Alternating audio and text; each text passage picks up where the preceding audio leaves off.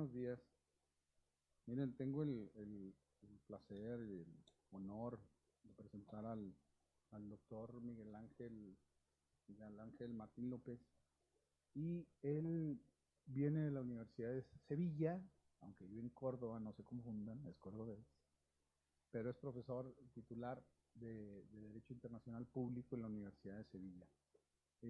Viene a hablarnos, una conferencia magistral con el siguiente título: Ampliando el contenido del derecho internacional, el rescate de la esencia del derecho de gentes, que yo tengo muchas expectativas. Estoy seguro que va a generar preguntas, cuestiones, y si no, está bien porque yo las voy a hacer. Yo voy a preguntarle un montón, pero disfrútenlo ustedes. Doctor, cuando quieras, por favor. Ay, perdóname. El currículum. Les voy a dar alguna semblanza, el doctor es miembro del Comité de Dirección del Observatorio Español de Derecho a la Alimentación y del Centro Francés de Transiciones, las CAUX. Ha recibido varios premios de investigación sobre temas de derecho agrario, alimentario de la Casa en África, la FAO de México y la Generalitat de Cataluña. Participó en la creación de la Cátedra de Estudios sobre el Hambre y Pobreza en la Universidad de Córdoba en 2005. Ha realizado cursos de la Academia de Derecho Internacional de La Haya, estancias de investigación en el Instituto de Altos Estudios Internacionales de Ginebra y París.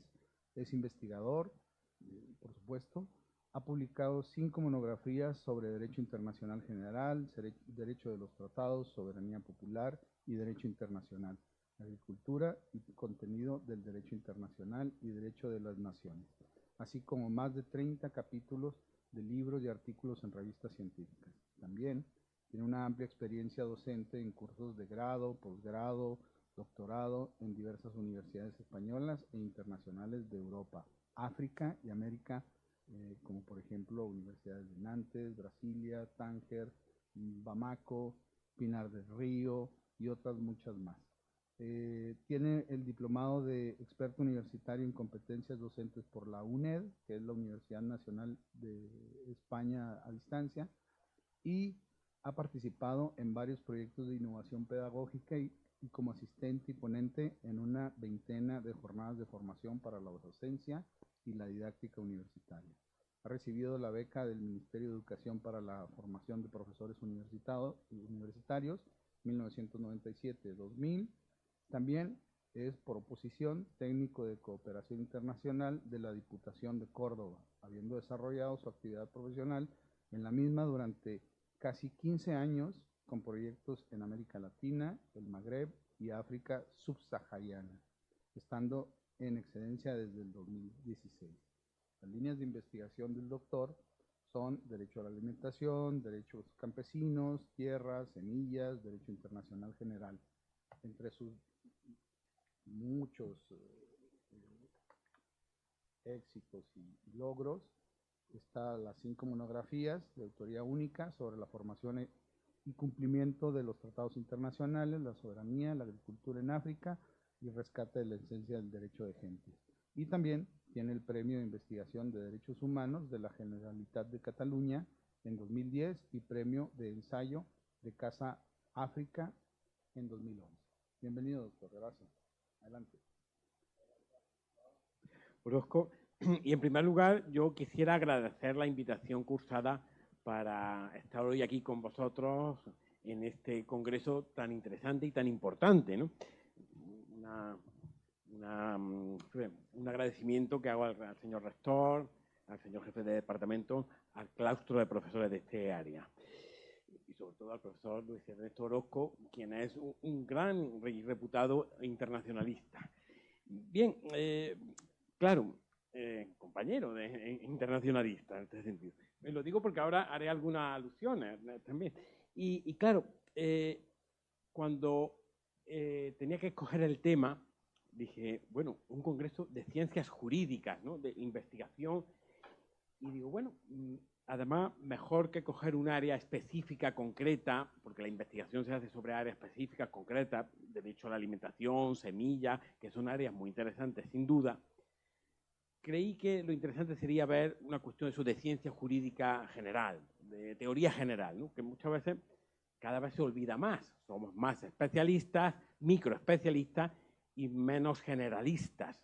Esa teoría general que no se debe perder de vista. Digo, bueno, me gustó el título del Congreso, Ciencia Jurídica, ¿no? Y además la talla de las intervenciones van en esa idea de ver lo general, que no se puede perder de vista, ¿no?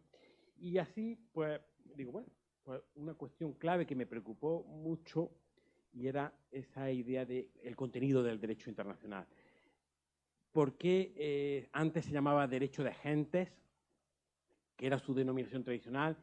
Dejó de usarse esa expresión y ya es casi algo que queda como en el olvido, derecho de gentes, y se utiliza derecho internacional. Son sinónimos, tienen el mismo contenido. ¿Por qué se cambió? Y es verdad que uno, siendo un tema general, de los temas que podemos entender de teoría general, pues tampoco el abordaje no es tan amplio en la doctrina, ¿no? Entonces, era una cuestión que me preocupaba. Y digo, bueno, y así pues publiqué la monografía esta, que allí está en la portada, abordando esta cuestión. Y una primera idea era que precisamente el nacimiento de lo que es el concepto de derecho internacional surge en el siglo XIX, triunfa en el siglo XIX, ¿no? Cuando ahí mucha de la doctrina dice, bueno, es el siglo menos estudiado, menos conocido de esta historia del derecho internacional, en ese siglo XIX. Bien. Y llega a sustituir rápidamente a la expresión tradicional de derecho de gente. Vamos, fue algo en cuestión de décadas, rapidísimo. Y curiosamente pasa inadvertido, pero ese cambio no era neutral, tenía una intención oculta. El por qué cambiar la denominación de derecho de gentes por la de derecho internacional. Y hay que ir a quien fue el creador de esa denominación, derecho internacional, international law, que fue precisamente, bueno, Jeremías Bentham. Era un autor, un gran autor, no le vamos a negar el gran mérito, y británico, inglés, jurista, bueno, era de todo, político, era filósofo, era utilitarista inglés, muy famoso en su época, famosísimo. Y él fue el que propuso lo del derecho internacional.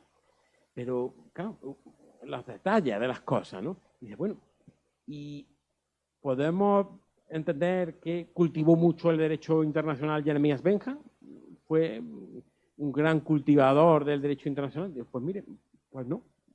Prácticamente solo se encuentra en su obra un pequeño párrafo, en sus principios de la moral y de la legislación, donde hace referencia a esa creación del término derecho internacional. Hay que usar un apelativo nuevo, aunque no inexpresivo, derecho internacional. Ya está. Y en otra obra que presentó años después, principios de la legislación derecho civil y demás, hay otro párrafo en el que dice, bueno, este es el derecho internacional que regula los derechos de la relación entre soberanos y que más bien son derechos y obligaciones morales, dice, porque no se espera que haya convenciones universales ni tribunales internacionales. Ahí, ya está, 2 párrafos. No hay más desarrollo en su obra del derecho internacional. Pero tuvo la fortuna de que su nombre, su concepto, su término creado, triunfó, derecho internacional. Y bueno, por eso decía, bueno, hay quien cultiva el derecho internacional, dedica años de investigación al derecho internacional, publicando, y bueno, porque tiene también ese entusiasmo por esta rama del ordenamiento jurídico, pero Bentham. Yo no le quito el mérito como penalista, derecho penitenciario, en cómo se redactan las leyes, publicó muchísimo. Además, vi ayer que incluso está entre los grandes juristas en la galería de fotografías que tenéis en la facultad. Ahí está. Pero decir que Bentham es un internacionalista entusiasta y que se dedicaba a conseguir un mundo más justo, una aplicación de un derecho universal. No, ese no es el caso. Incluso yo creo que nadie en la doctrina internacional le daría el apelativo de padre del derecho internacional. Estos serían otros. Que ahí hay el torneo, ¿no? Se le llama el torneo por ver quién es el padre putativo del derecho internacional. Hugo Grocio, Alberico Gentile, Emerico de Batel, Francisco de Vitoria, etcétera, etcétera, etcétera. Los polacos dicen que también hay uno que fue el primero. Cualquiera, menos Benjam. Cualquiera menos Benjam. Y bueno, ahí lo hizo. Benjam tuvo esa fortuna de decir eso. Pero claro, ya decía eso, como el derecho internacional se limita simplemente a eso, a relación entre soberanos, entre estados. Eso es, con ese apelativo. Y encima derechos y obligaciones morales, que lo deja ahí deslizado, como quien no quiere la cosa. Bueno, pues un discípulo suyo, también fue un jurista reputado, Austin, que seguro que lo conocéis también, padre del positivismo y demás, pues también tirando de ahí dijo, bueno, esto del derecho internacional, la famosa pregunta que también se hacía, ¿es esto derecho internacional? ¿Es que es el derecho internacional? La pregunta, no es derecho positivo. Lo dice así también en otro párrafo de un libro de 1500 páginas. Un libro también importantísimo, famosísimo, que se publicó en Londres en 1885. Ahí está. Entonces ya, fíjate, esta idea que todavía perdura de que es que el derecho internacional pues no se aplica, el derecho internacional es que tiene deficiencias, no es derecho, ¿no? De ahí viene. Y despachado rápido. Benjam en 2 párrafos y el otro también, Austin, en un párrafo también, pues nada, en un libro de 1500 páginas, un libro muy bueno. Y demás. Bueno, pero entonces, esto y lo que había antes, y el derecho de gentes, y esto que era, y entonces ya el derecho internacional ya está ahí, pues que si ya es solo relaciones entre estados, porque es lo que se derivaba también de esto que decían, solo entre estados, que era lo que venían a decir en ese ADN que le meten al término de derecho internacional. Y bueno, la verdad que a veces la fortuna, esto es algo que no se prevé, no hay quien tiene suerte en la vida.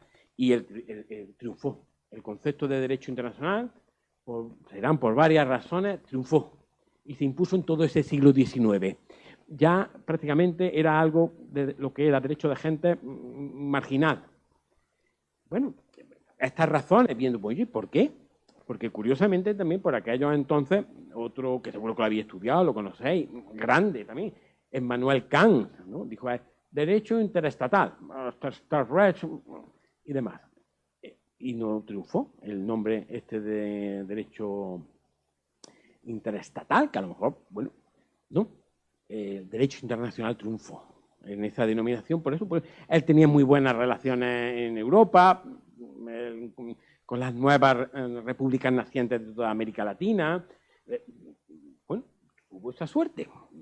Razones varias, la doctrina americana, los libros manuales que salían lo recogían, e incluso veían que solo había un antecedente de lo que era derecho internacional. Otro que era Richard Souche, que era profesor de la Universidad de Oxford, dice, este es el único, antes de Benjam, no hay nadie, que dijo ius inter gentes, el único, ya está, no hay nada antes que... Y de ahí pues triunfó.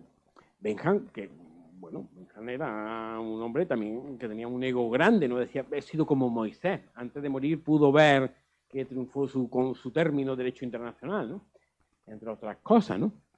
Pero bueno, yo no le quiero quitar el mérito a Benjam, que todos los años lo sacan en el Imperial College en Londres, está embalsamado, lo sacan ahí, un gordito, y lo ponen allí a presidir la sección de... Era el hombre, y el hombre, el derecho penitenciario, gracias a él, nomografía, principio, su obra es grande, pero del derecho internacional, miren ustedes, un entusiasta del derecho internacional, de lo que era un derecho para la comunidad internacional, pues no lo era. Es más, él renegaba de los derechos humanos, o sea, que no es que lo dijera. Estos son falacias anarquistas. Los derechos humanos, decían, nonsense upon spills. Son tontería enzancada, ¿no? O sea, que no lo veía, dice, esto no es algo que tenga futuro, los derechos humanos. Oye, pues mire usted, desde 1945 forma parte del derecho internacional, los derechos humanos, no los podemos entender.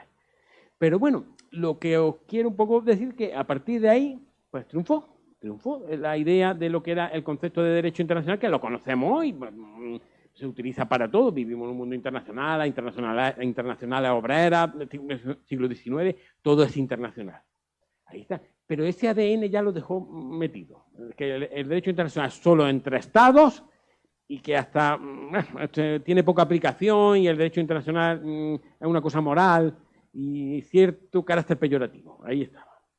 Bueno, pero es así, siempre ha sido así, ¿no? Las personas no derivan y esto ya lo vemos en los derechos humanos, se puede... Bueno, pero bueno, hay todavía otro golpe de gracia, que vino ya después por la dogmática alemana, que es admirable, jurídica. Yo estuve hace poco en la Universidad de Gotinga, ¿no? Y me llevaron y decían, aquí está la tumba de Savigny, de Jhering, Savigny, grandes juristas, le debe mucho el derecho a ellos, ¿no? Pero bueno, otro era Triepel, ¿no? Que tampoco no era de derecho internacional, que tampoco cultivó, pero él hizo un libro bastante grueso, famoso también, Derecho Internacional, Derecho Interno, que pone las bases de lo que era esa relación entre el derecho internacional y el derecho interno. Y claro, la premisa fundamental, que la repite, y es la que basa, ¿no? Porque la dogmática alemana, el razonamiento de una premisa, va sacando conclusiones, vas tirando, razonamiento, ¿no? Cabezas portentosas, ¿no? Jurídica, ¿no? Con ese silogismo. Pero claro, el silogismo de partida de Triepel era el derecho internacional que regula la relación entre estados, el derecho interno el que regula la relación entre estados o individuos, o entre individuos. Ya está. No, el derecho internacional, para que se pueda aplicar al derecho interno, necesita un acto de recepción. No puede aplicarse directamente. Es así, en su cabeza abstracta es así. Entonces, si se aplica ya una norma internacional, que puede aplicarse, pero ya es derecho interno. Es una separación absoluta. Y de ahí va sacando hasta su libro, hasta 1000 páginas. Ahí está, que es importante. Que él tampoco es que se preocupara del derecho internacional en el sentido de que, hombre, que era una regulación de los problemas de la comunidad internacional. Era un derecho privado, un derecho público, profesor, ¿no? Después le dieron todos los honores que se les da en el derecho internacional, la Academia de Derecho Internacional, el Instituto, l'Institut de Droit International, con honores, ¿no? Bueno, el libro está bien, pero la premisa es esa. Es que el derecho internacional es que solo regula relaciones entre estados. Y es que si no, ya es derecho interno. Bueno, vaya, es que hay una separación absoluta que no tiene nada que ver, ya, separado. Es solo, bueno, pues algo así dio lugar a que se entendiera que estamos en lo que es el dualismo, el padre del dualismo, que se enfrentaba a otra doctrina de otros que eran los monistas, ¿no? Separación absoluta de este derecho internacional, derecho interno, en tanto que después el monismo, que ahora veremos, pues surgía como algo pues, contrario a esa idea de que, bueno, tiene que haber puentes e incluso la clave de todo, que el derecho internacional no solo se pueda aplicar en los derechos internos y se pueda, digamos, invocar, alegar, sino que incluso jerárquicamente esto es superior, tenga una superioridad con respecto al derecho interno. Es que el derecho internacional se tiene que aplicar en los derechos internos con superioridad. Claro, Triepel, cuando ya llegaba al fin del sustilogismo, bueno, un juez, en un momento dado, cuando tenga una norma que sea interna, contraria al derecho internacional, hombre, lo lógico es que se ajuste, pero en el caso ya tiene que aplicar su derecho interno, siempre. En el caso ya extremo. Entonces, el derecho internacional queda ahí también más debilitado. Está así. Esa era un poco a lo que iba la lógica de toda esta visión que se tenía a partir de esta idea del derecho internacional, la concepción de Bentham, hasta llegar a ese dualismo. Claro que muchas veces se decía, es que el dualismo está bien si el derecho internacional es solo entre estados, pero es que eso no es así, y hoy día ya, desde luego que no. Pero es que el tema es que no lo ha sido nunca, que era la cosa así. Por eso dicen, bueno, vamos a ver qué había antes, cuando era eso el derecho de gentes.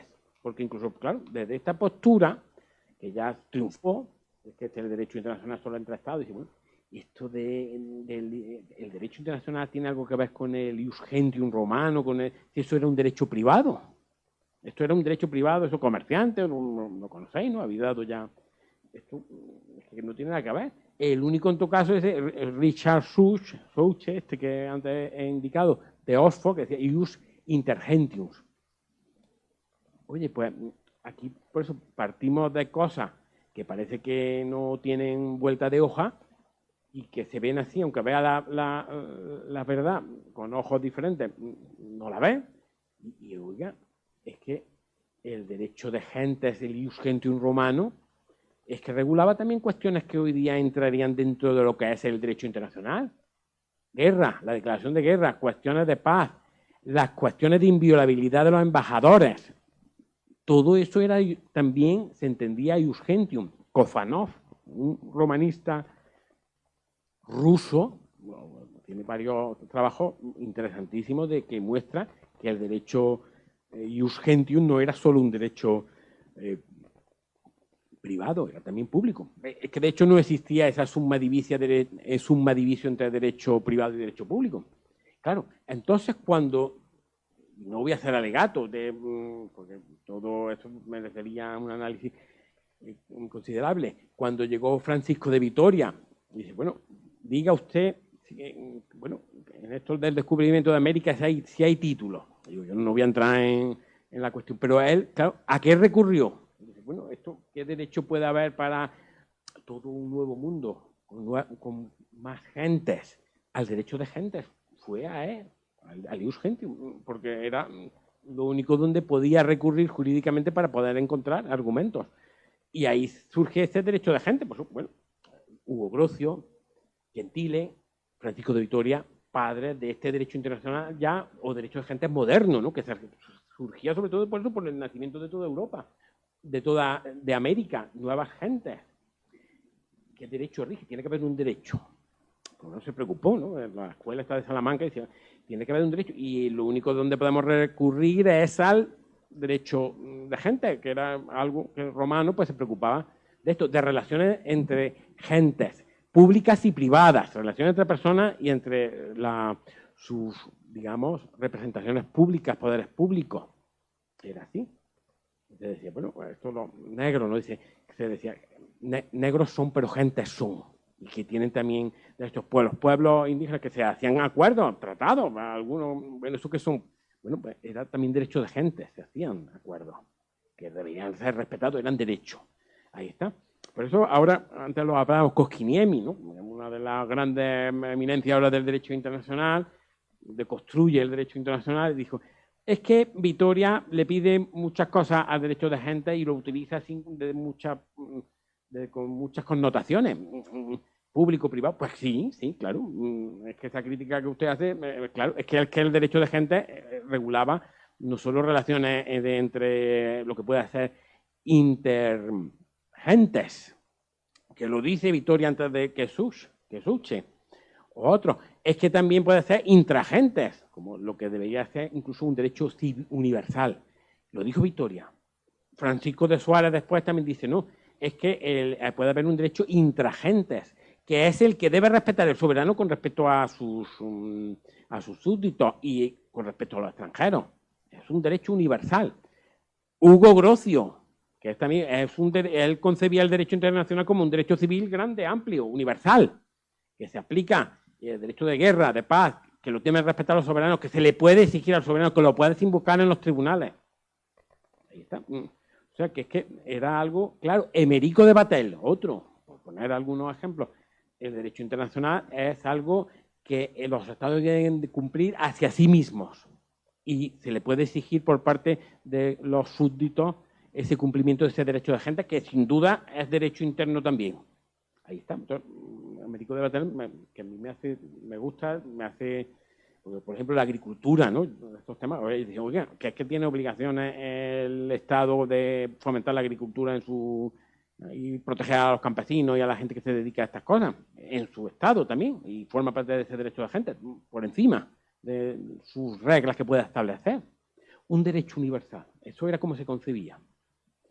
Y no era una cosa baladí, incluso aquí, cerca, en Estados Unidos, la importante que formaba parte de ese derecho de gente, el acta general de 1789, por el cual se podía invocar Alien Tort Claims Act. No sé si lo conocéis o lo veis, que se puede invocar un extranjero una violación del derecho de gente ante los tribunales norteamericanos porque el gobierno no lo ha cumplido. Derecho de gentes. Y eso lo tenían todos, el almirantazgo británico, en casi todos los estados se podía invocar el derecho de gentes ante los tribunales. Las personas. Se invocaba, había práctica. Y en este caso, que eso quedó olvidado en 1789, hasta que fue este caso Filartiga, uno que sufrió, ¿no?, que era paraguayo y lo invocó. Decía, oye, es que esta norma, uy, que tú estás olvidado de la época de, pues mira, y ahí está, y de derecho de gente, sí. Ahí está. Entonces ya no lo quieren tanto. Ahora ha habido un caso, bueno, solamente para personas, en personas que tengan alguna vinculación, a empresas no, porque ahora sobre la base de este importante estatuto en Estados Unidos, se ha demandado a la Nestlé y otra por esclavitud en países africanos. Y ha dicho, no, ahí no nos metemos, porque el acta es solo para la empresa. Pues el derecho internacional es muy reciente, ¿no? O sea, pero ¿y por qué no? Se puede invocar el derecho internacional, el derecho de gentes. Ahora veremos al final, ¿no? Siempre ha sido así. Era un derecho que formaba parte del derecho interno. Y se podía invocar esa idea. Y eso es bueno que siga siendo así. Y que los tribunales lo apliquen, los jueces que lo conozcan, ¿no? Porque en España también, bueno, los jueces de derecho internacional no saben ni se puede aplicar. Y los tratados solo dan derecho a los estados. Pues mire usted, eso no es así tampoco. No lo fue. Nunca. No, es que en el caso también que ya se planteó tras la Primera Guerra Mundial, Danzig, los ferroviarios, que tenían un estatuto, decían, bueno, pero muchos decían, pero el positivismo es que el derecho internacional solo da derecho a los estados. Y ahí forzaron, viendo, diciendo, bueno, si los estados quieren. Pero es que después vino otro caso, y uno mexicano muy interesante, ¿no?, ante la Corte Internacional de Justicia, Lagrán y Avena. Bueno, es que no concede el tratado un derecho subjetivo a esa persona para que pueda tener asistencia consular antes de ser ejecutado. ¿Está así? La Corte no lo pudo negar. Porque esa visión ya positivista de que solamente el derecho internacional es un derecho de Estados que regula las relaciones de Estados, no ha sido nunca. Y ahora se está abriendo que ahora ya puede haber derechos humanos. Es que no ha sido nunca, es que el derecho de gente nunca lo tenía. Era un derecho que también se podía invocar. Entonces, ahora que tenemos esto del dualismo, que, bueno, el derecho internacional no puede estar por encima de los derechos internos. Entonces, si quieren, que sea lo que se deriva. Pues usted, es que esto, si el dualismo era una cosa abstracta que venía de que el derecho internacional solo entre Estados y lo otro es derecho interno. Y dije, bueno, pues tendrá que pasar una construcción abstracta. Bueno, y claro, eso ya se vio como que la visión está de un derecho abstracto de Estado, que todavía perdura, que todavía está muy presente en la mente de lo que es el derecho internacional, y que no es un derecho que pueda ser aplicado, invocado en los derechos internos, ante los tribunales, como derechos subjetivos que pueda tener un particular. ¿Por qué no? Aunque no lo haya aplicado y lo haya metido en su derecho interno. Y ahora terminaremos con algunos casos y algunas visiones, ¿no? Bueno, pues eso ya chirriaba, ya chirrió, y sobre todo, claro, los que contestaron esta visión dualista, porque es la que impera incluso hoy día. Lo dijo hace poco Crawford, ¿no?, ya muerto, que fue el gran profesor de Cambridge, que ha trabajado sobre la responsabilidad internacional, y que tenemos una recopilación de las normas gracias a él. Y es decir, si hay que escoger, hay que ver cuál es la realidad. La realidad del derecho internacional es que es más dualista que monista. Y que otros casos de jurisprudencia arbitral, Moldavia, Richard Lau y otros, dicen, un tribunal internacional no se puede meter en lo que diga un tribunal interno, ni enmendarle la plana.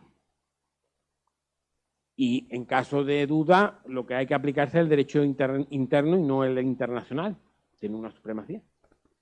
Bueno, pues contra esto se enfrentaron y que se parece en la idea de que, bueno, dualismo, monismo, ¿no?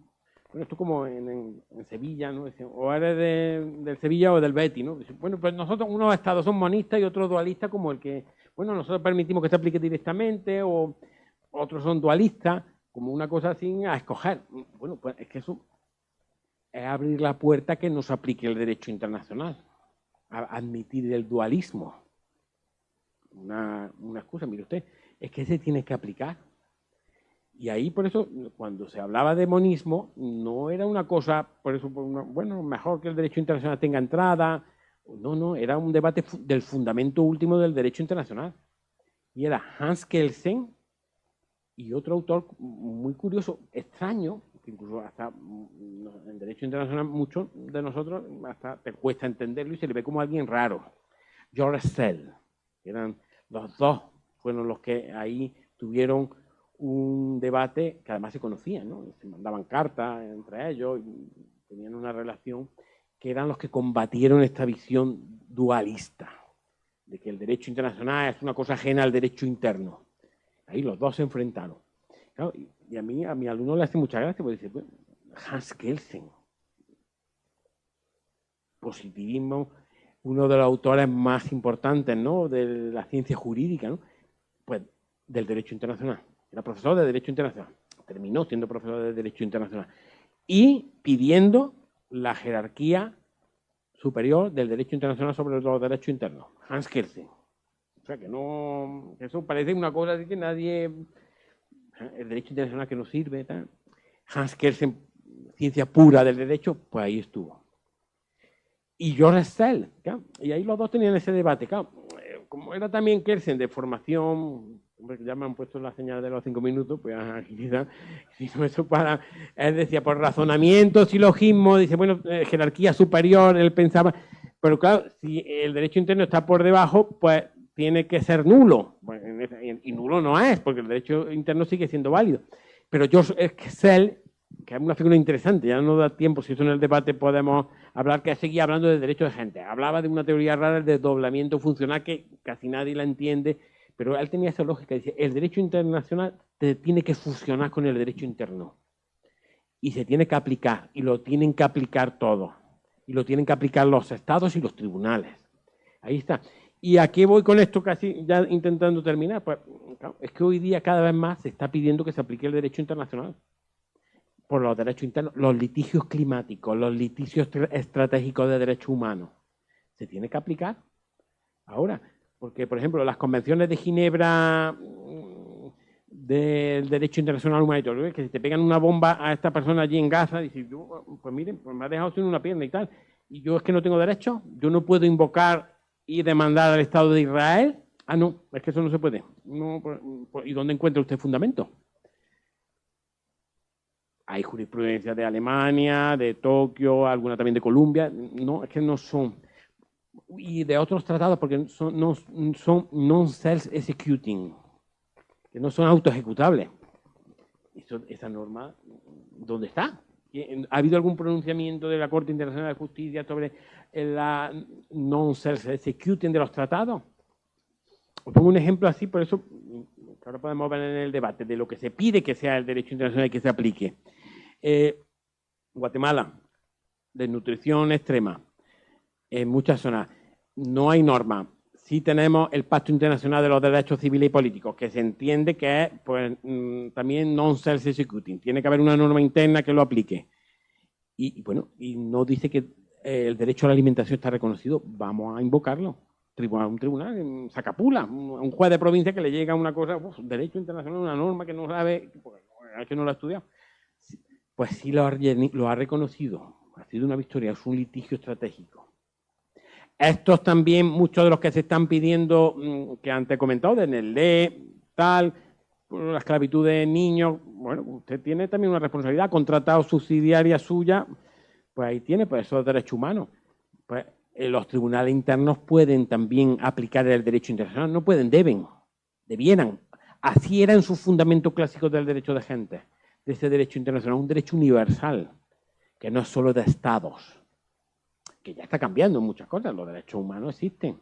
Si hubiésemos seguido a Bentham, no hubiera habido. En su concepción de que el derecho internacional, obligaciones morales de Estado, una cosa solo entre Estados y el derecho internacional que se regule a esto. Hay que acabar con ese ADN en el sentido de que incluso debiera haber una posibilidad de recurso pidiendo la aplicación del derecho internacional ante los tribunales superiores de justicia. Hay que abrir esa idea y, bueno, el derecho internacional humanitario, los derechos humanos, en muchos ámbitos donde este derecho internacional pueda y deba ser conocido, cumplido y con la posibilidad por parte de los tribunales de justicia de que se lo apliquen. En ese caso, incluso muchas de la guerra y de estas cosas que estamos viendo, si los propios tribunales de justicia actúan de contrapeso ante su gobierno y demás, probablemente pues, pudiera haber un derecho internacional que evitara que realmente pues pase lo que está pasando en muchas partes. Y ya me han reñido. Pero bueno, hay tiempo para el debate.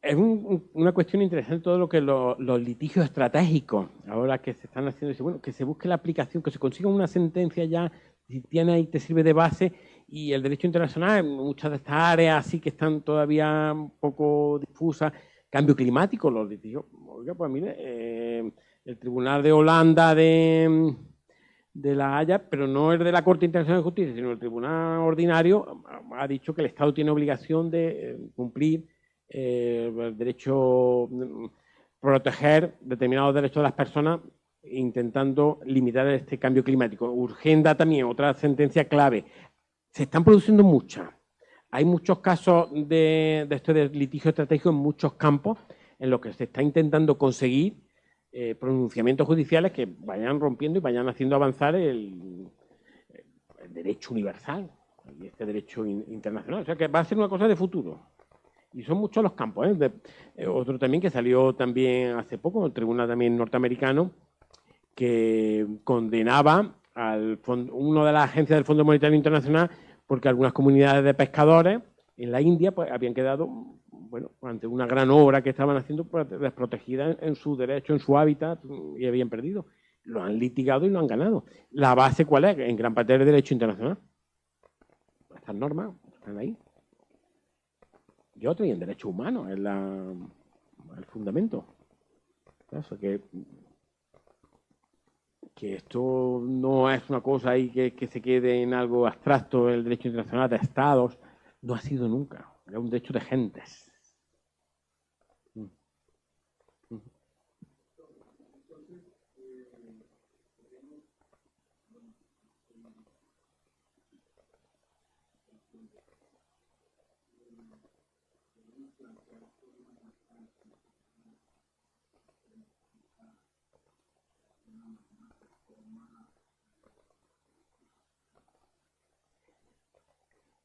Claro, sí.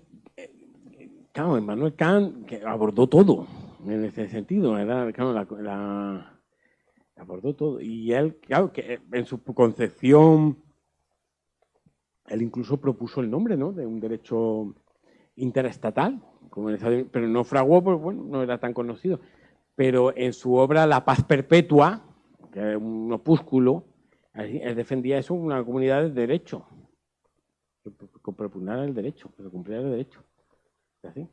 Esa idea. Y de ahí, de Kant, casi toda la dogmática surge así, claro. Un cumplimiento de un deber ser, el deber de aplicación de un derecho internacional. ¿No? Internacional interestatal que se cumpliera y se aplicara y demás. Y claro, y Kelsen, ¿no? Que es muy interesante, ya os digo que los alumnos a veces hasta Kelsen, derecho internacional, como que dos cosas que no casan bien, ciencia pura del derecho, y pues fíjate, y él, fíjate, Kelsen si era inteligente, decía, es igual que no haya medios que es una de las grandes lacras que tiene el derecho internacional. Bueno, la guerra en Ucrania, y además, ¿quién hace cumplir las normas? ¿Quién hace cumplir el derecho internacional?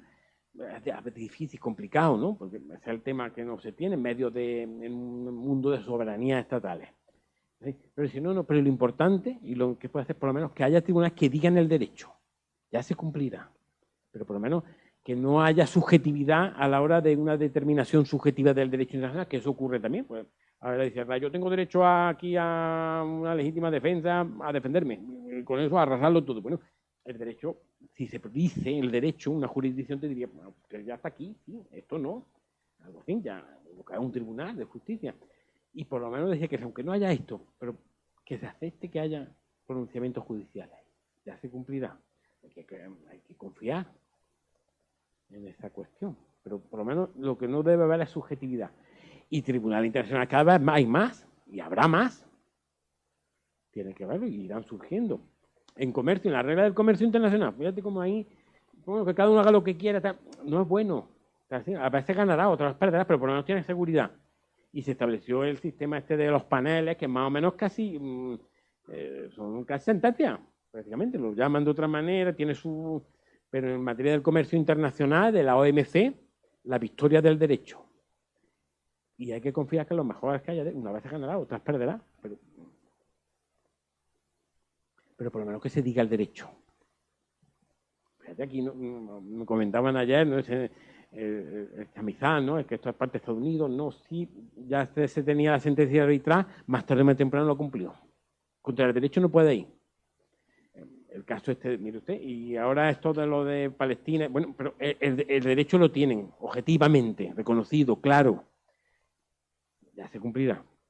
Contra él no podrá ir. No puede hacer ver otra cosa. Que no sea. Si hay una pregunta.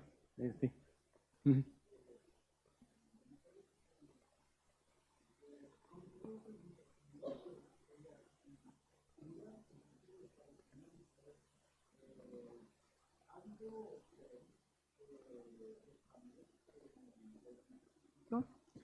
Y la segunda pregunta sería, si usted cree que ya que esto está afectando el derecho internacional, ¿cómo ve esto? ¿Cree que vaya a haber una conclusión? ¿Cree que se vaya a hacer responsable el Estado o vaya a haber una conclusión buena, una conclusión a medias? ¿Cómo ve usted este conflicto? Vale. Hay otra pregunta. Vale. Una pregunta muy interesante. ¿Sí? Pues fíjese que hay una chica que ha muerto, pues jamás entró y mató a esta chica que su madre era israelí, el padre era precisamente compañero de la Universidad de Sevilla, era profesor de biología y ha muerto. La chica, bueno, pues sí, claro, evidentemente en un ataque que así podemos calificar terrorista, claro, y demás. Pero la pregunta al hilo de todo este conflicto, porque los conflictos acaban mal, terminará, y al final, más tarde o más temprano, por agotamiento van a terminar, y no va a gustar cómo va a terminar, no le va a gustar ni a Zelensky, ni a Ucrania, va a acabar mal. Al final, cuando ya todo haya pasado, ha muerto la gente, no es más inteligente la diplomacia. El caso de Israel y Palestina, pequeñito, la distancia. Israel siempre responde de la misma manera, con contundencia, porque no sabe actuar de otra manera. Por eso es constructivista, ¿no? La teoría constructivista de haz las cosas de otra manera. Y os pongo un ejemplo, a ver si así, porque ya me están poniendo también otra tarjeta, esta ya no sé cuál es, ya la nueva pulsión, esta ya no sé cuál es. Todo lo que era Europa de guerra, la guerra, franco-prusiana, Primera Guerra Mundial, Segunda Guerra Mundial, todas las que hubo antes, Alemania contra Francia, enemigos irreconciliables, se odiaban. Incluso llegó, y tras la Segunda Guerra Mundial lo que se quería era una Alemania que se les diese duro. queremos tanto a Alemania que se divida en 5 o 6. Todo así, conflicto. Vamos otra vez. Oye, se cambió el chip, cooperación. Vamos a crear la Unión Europea, vamos a cooperar. ¿Quién piensa que puede haber ahora una guerra entre Alemania y Francia? Israel-Palestina, si viven al lado. Vamos, yo he participado, tenemos unos proyectos con los alcaldes palestinos, los alcaldes israelíes, la Asociación de Alcaldes Palestinos, la Asociación de Alcaldes Israelíes. Y era, bueno, vamos haciendo cosas, tenía que si el agua, cosas así poco a poco, sobre todo para mi padre, establecer confianza con Europa, ¿no? Que era un proyecto europeo, para establecer confianza y tal, porque si más tarde o más temprano te tendrás que entender. No hay más remedio. Y decía acá una frase que es africana, ¿no? Que no, en el castellano, en el español no tenemos la... Yo te entenderé cuando vea tu dolor. Mucho así, que no se quiere, lo más fácil es el maniqueísmo, bueno y malo. Pero están sufriendo, los palestinos están sufriendo, los israelíes también. El coste es un coste tremendo. Allí en Israel terminan el bachillerato y 3 años de servicio militar. Esto como las chicas que han matado, 3 años. Y entonces después empiezan la universidad. Eso tiene un coste. O sea, la seguridad y todas estas cosas, tener todo esto, eso tiene un coste. Detrae esos recursos de otra cosa.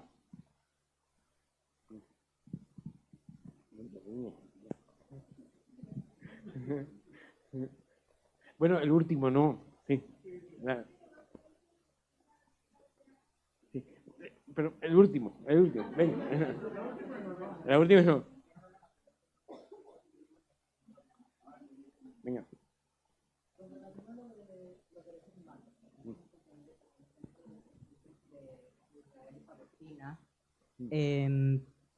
No solamente eso, sino situaciones como las que vive El Salvador por la llegada del actual presidente salvadoreño, de que para que El Salvador pudiera prosperar y dejar de ser uno de los países más violentos del mundo a convertirse en uno de los más seguros, pero y respetando, o sea, no toma en cuenta muchos derechos humanos contra los que serían los pandilleros, y lo mismo para Israel y Palestina, pues más Israel, que ha estado cometiendo crímenes de guerra al dejar a la población dentro de la Franja de Gaza sin recursos, ya sea comida, agua, medicina, luz, y quiero saber qué es lo que nos puede decir al respecto en cuanto a derechos humanos en ambos casos. La pregunta también es muy buena y es amplia. Claro, que se aplique el derecho, la aplicación. Y claro, son cuestiones que entran colisiones, conflictos, no es la cuestión de seguridad, Bukele, ¿no? Que en España también es famoso. Bueno, hay que buscar en cada caso concreto esa aplicación del derecho. No se puede hacer una respuesta general, abstracta. Entonces, a ver hasta dónde llega y buscar cómo casa. Buscar el equilibrio, el bilancio, que dicen los italianos, ¿no? Una respuesta, bueno, son 2 derechos que entran en colisión, derechos humanos que puedan tener prisioneros, derechos otros de población. Entonces, buscar cómo pueden casar uno y otro. Ver el detalle. Ver el detalle, no se puede hacer una respuesta general abstracta. Y claro, el tema de Palestina y Israel es un tema que tiene una complejidad tremenda, ¿no? Lo inteligente que es resolverlo, porque saben que ahora, se sabe cómo empieza, pero no cómo va a acabar. Porque esto puede acabar mal, y lo saben, a peor, una espiral de violencia. Por eso están intentando, hasta los americanos dicen, cuidado. Y es muy grave, fíjate que ha sido muy valiente el secretario general de las Naciones Unidas, por lo que ha dicho. Y es así, no se puede ir contra el derecho. No se debe, que se aplique el derecho. Muchas gracias.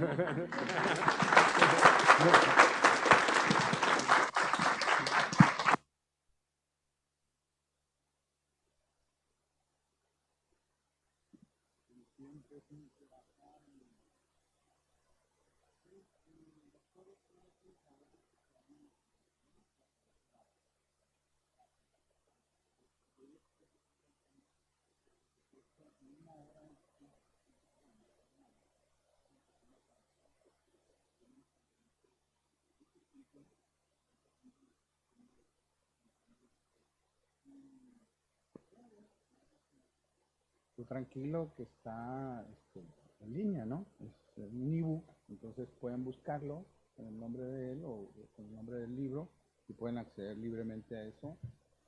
Pero me lo quedo yo, ¿eh? Este es mío. Te voy a hacer la entrega del reconocimiento, doctor. Le voy a dar lectura. La Universidad Autónoma de Ciudad Juárez, a través del Instituto de Ciencias Sociales y Administración, junto con el Departamento de Ciencias Jurídicas, otorga el presente reconocimiento al doctor Miguel Ángel Martín López por su valiosa participación con la conferencia magistral Ampliando el contenido del derecho internacional y el rescate de la esencia del derecho de gentes, presentada en el marco del Tercer Congreso Internacional de Ciencias Jurídicas, llevado a cabo el 25, 26 y 27 de octubre de 2023. Atentamente, por una vida científica, por una ciencia vital, el maestro lo firma, el maestro Santos Alonso Morales y el maestro Joao Bogar Acosta López. Muchas gracias, doctor. Muchas gracias por tu conocimiento.